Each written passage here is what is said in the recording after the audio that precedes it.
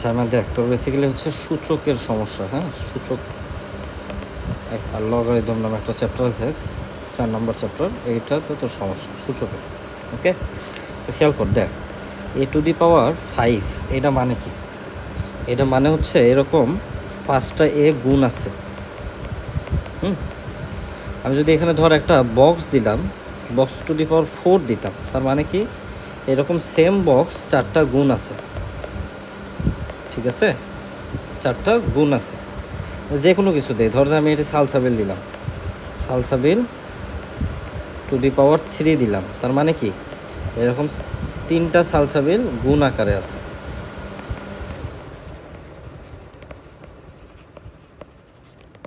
গুণ সালসাবিল,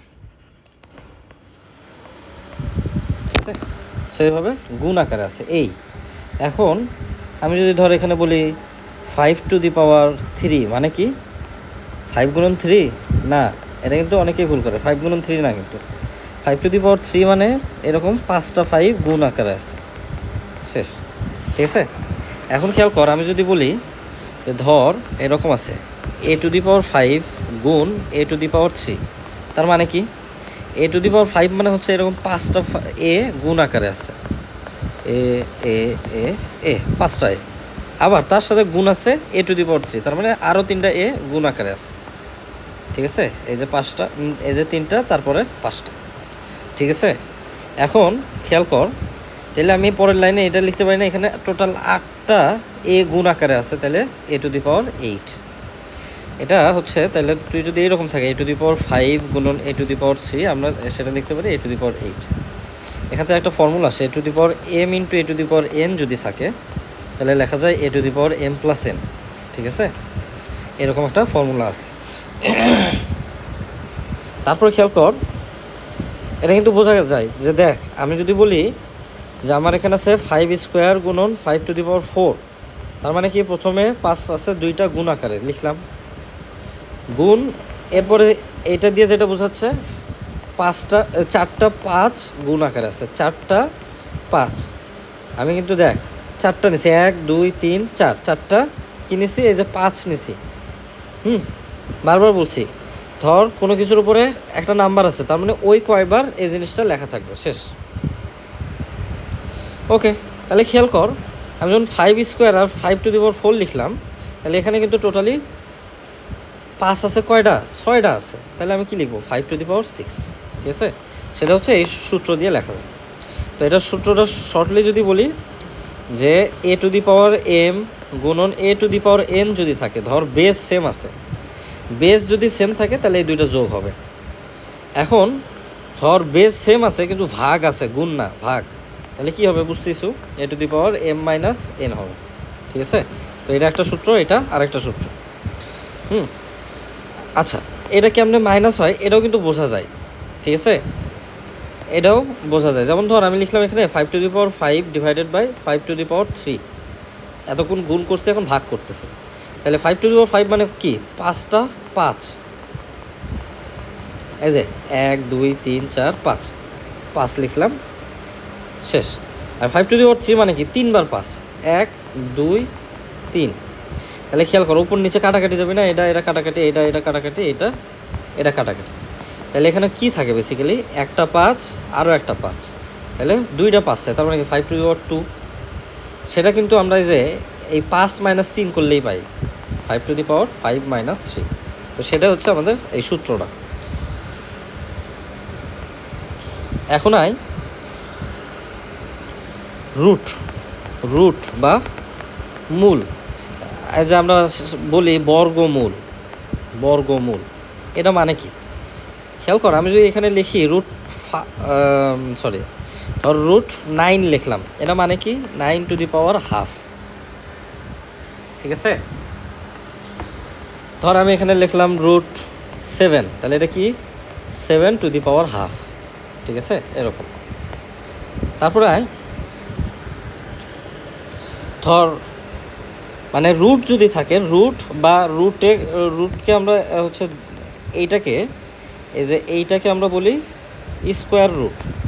হ্যাঁ, এর বাংলাটা হচ্ছে বর্গমূল, বর্গমূল বা স্কোয়ার রুট বলে, স্কোয়ার রুট। ওকে, এখন ধর এখানকার রুটের মতোই কিন্তু এখানে ছোটো করে একটা সংখ্যা দেওয়া, ঠিক আছে? ধর এর মধ্যে যে কোনো ভ্যালু থাকতো, তাইলে এটাকে কি বলে?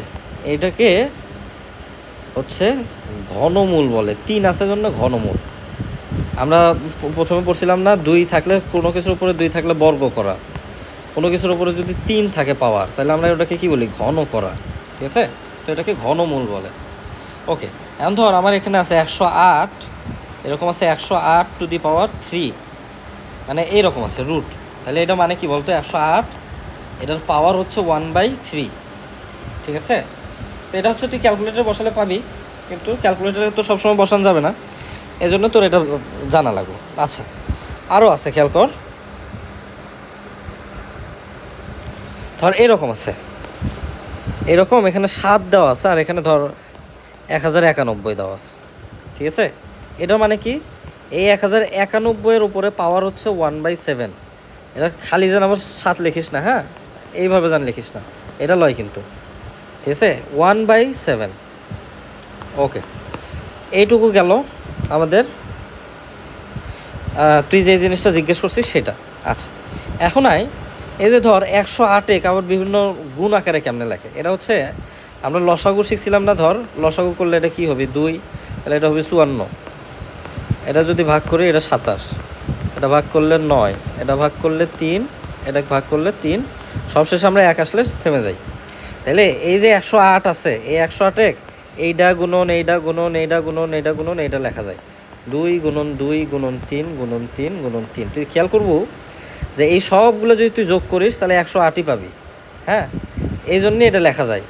তাইলে দেখ এটা কী হলো? আসলে 108 আমরা ছোটো ছোটো ভ্যালুতে ভাঙ্গাই ফেললাম। ছোটো ছোটো ভ্যালুগুলো কি? 2, 3, 5, এগুলাতে ভাঙালে আমার জন্য সুবিধা আছে কিছু ক্যালকুলেশনে। এখন খেয়াল কর, আমি তো বললাম যে ধর আমার কাছে এইরকম একটা আছে 108, এটা হচ্ছে ঘনমূল দিলাম এইরকম। তাইলে ঘনমূলের যে ম্যাথগুলো করা হয় সবসময় এটা এইরকম করে করতে হয়। আর কিউব রুট এই বড় ভ্যালুটাকে এরকম ভেঙে ভেঙে ছোটো ভ্যালুতে কনভার্ট করা লাগে, 2 গুণন 2 গুণন 3 গুণন 3 গুণন 3। এখন এই কিউব রুট থাক, সমস্যা নাই।